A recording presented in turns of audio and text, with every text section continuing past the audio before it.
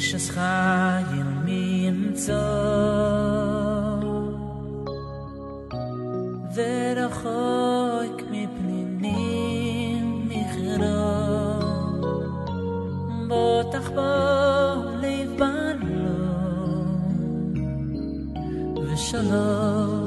ושלום לא יחזור שקל אחר להבל היפים אוי והבל היפים אישה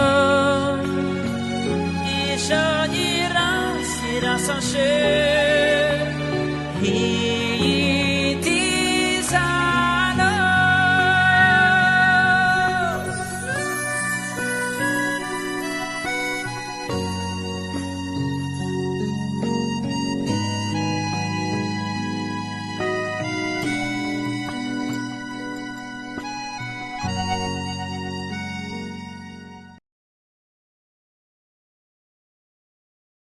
Chaque maca, elle correspondait à une mida, à une sphéra, dans laquelle les Bnei Israël aussi ils avaient été pogames, ils avaient abîmé.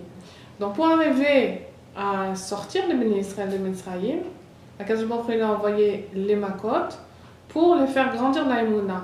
Quand Moshe Rabbeinu il est venu, il leur a dit bon on va sortir de Mitzrayim. Alors ils n'ont pas cru, comme tu as dit, ils ont fait ils ont dit non c'est pas possible, c'est trop fort. Ils n'ont pas cru qu'ils allaient sortir, donc il y a 4/5 qui sont morts pendant la Makat Rocher, et un 4/5 parce qu'ils n'ont pas fait Youch. Pas parce qu'ils croyaient vraiment qu'ils allaient devenir des gens extraordinaires, mais ils n'ont pas fait Youch. Ça a été toute leur force qu'ils n'ont pas fait Youch. Maintenant, ils ont eu la Emouna à un moment donné.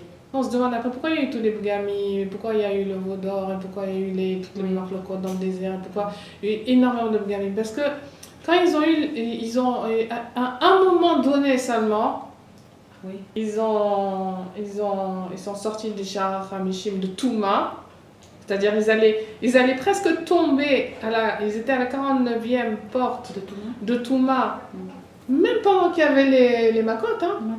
C'est-à-dire que le Nisayon il a été encore plus grand, l'épreuve elle a été encore plus grande quand ils ont commencé à avoir les Makot. Parce que les Serara il était encore plus grand. Et au fur et à mesure qu'il y avait les Makot, eux ils descendaient jusqu'à la 49e porte, qu'il manquait que Ruta Serra pour qu'ils tombent à la 50e porte. Et c'était quoi? Un dixième de seconde. Il fallait tout de suite qu'ils partent à Khatzot, à la pile de Khatzot, il fallait qu'ils partent. Et ce dixième de seconde, c'est la différence que quand on écrit le He et le Chet, c'est le temps d'écrire, de finir le trait qui va depuis He jusqu'à Chet. Que ce He c'est Matzah et le Chet c'est Chametz. Et alors quand malgré tout ils ont cru, ils ont eu l'Emouna, ok. Moshe Rabbeinu il a dit, on va sortir, c'est bien. Mais c'était pas toute la Emouna. Ça leur a pas suffi, donc ils sont tombés, tu comprends? La Emouna, ça se construit. Et comment ça s'est construit à l'époque? Ils étaient dans la Vodazara. Ils étaient mamash de partout, dans la maison, de partout il y avait de la Vodazara. Dans chaque coin du pays, de leur maison, dans leur cœur, dans tout, il y avait de la Vodazara.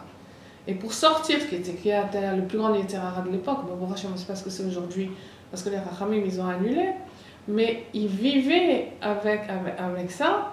Et ils étaient vraiment noyés là-dedans. Dans chaque maca que Akadosh Baruch Hu a envoyé, elle durait 1 mois. 3 semaines, ils avaient la Atraa, on les avertissait. Et pendant 1 semaine, c'était la maca.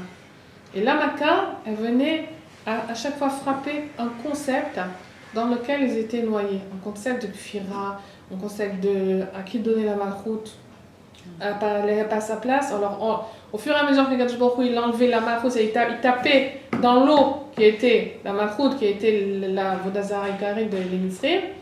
En même temps, on dit, il était Nogef les Mitzrim, il frappait les Mitzrim, et la refoua venait pour les Yehudim. Quand eux, ils recevaient la Negefa, les Yehudim, ils recevaient la refoua. C'est-à-dire que quand la Maca est tombée sur le Dam, alors l'Aïmouna, elle grandissait dans le cœur des bénis Israël, sur la Malchut d'Hachem. Et après, c'était la deuxième. La deuxième, c'était le Sfardéa, c'était les grenouilles. Les grenouilles, ça venait, Borat Metaken, c'était le tikkun du Yesod. Yesod, c'était le tikkun Abrit. Parce que les grenouilles, elles allaient partout. Hein, elles étaient dans le lit, dans la manger, c'était dégoûtant, elles avaient de partout. Mais ce qui les dérangeait le plus, c'était les colottes. C'était ça qui était Meshagea Otam, Yomam Belayla, c'était les colottes. Et ça, Rabbi Nathan lui dit que c'est les colottes qu'il y a dans le Ben Adam. Les colottes qui viennent à cause des gammes hébrides et tout ça, qui viennent et qui lui envoient des sons, des marches à voix, des trucs qui lui semblent belles autour, il ne sait plus sa droite, sa gauche, il ne sait plus qu'est-ce qu'il doit faire dans sa vie, il ne sait pas qu'est-ce qu'il est, il ne sait pas rien, il est comme ça, mais Boulba, mais à Boker à Daerev. Et donc, ça, la Maka de Sfardéa, elle venait pour un Metaken, c'est une là de Marchavot et de Tikkun Abrid. Après, ils avaient encore 3 semaines pour se préparer à la Maka suivante qui venait encore être Metaken, la sphéra suivante qui était à l'intérieur d'eux-mêmes. Tu vois, tout ce qu'ils ont été pogam à l'intérieur d'eux-mêmes pour arriver enfin au 10e mois parce que Moshe Rabbeinu il leur dit à Rosh Chodesh Nissan, ce mois on va sortir de Mitzrayim. Mais au fur et à mesure, c'était une construction de l'aïmouna. C'est pas que tu vois, tu dis, bon, allez, ça y est, j'ai vu des minisim, mais j'ai vu des miracles, et ça y est, j'ai de l'aïmouna. L'aïmouna, c'est quelque chose qui se construit.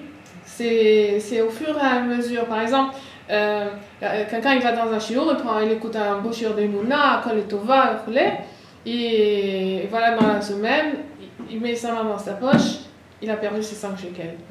Ah, il se dit, oh bah. Bon, j'ai appris, Gamzol et Tova, il a travaillé sur Saïmouna, Gamzol et Tova. Maintenant, la semaine d'après, il retourne au cours, encore le Mechazakota, auto dans la Emouna. Et voilà qu'il sort 50 shekels. Il a perdu 50 shekels.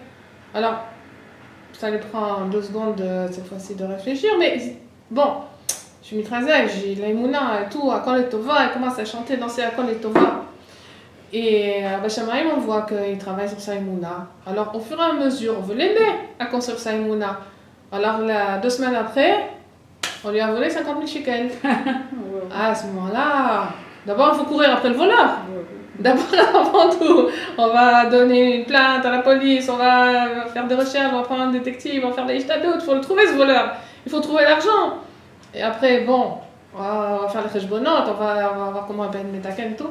Après, il va se dire, bon, encore les Tova. Mais, bon, un Nisayon, selon le Nisayon, la réaction ne va pas être la même. La Emouna ne va pas être la même. Donc, à chaque fois, la Kadosh Baruch Hu fait une Tova, d'aider la personne à monter dans sa Emouna, avec les Nisyonotes, et la personne, elle se travaille au fur et à mesure. Donc, pendant les 10 mois, ils ont construit leur Emouna, pour arriver à être Raoul qui vient de sortir de Mitzrayim.